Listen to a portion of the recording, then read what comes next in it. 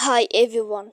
Today we will talk about how to fix Instagram direct message not showing. To know how to fix Instagram direct message not showing, you should just go to settings like this. We will click.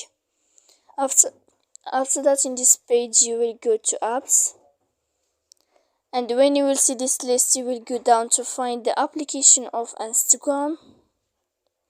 And here in this list you will go to force stop, and then you will click storage.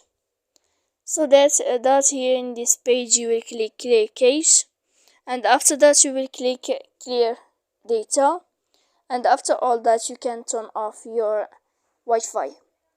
So please don't forget to support us by like and subscribe. See you next time in another video, and thank you for watching. Goodbye.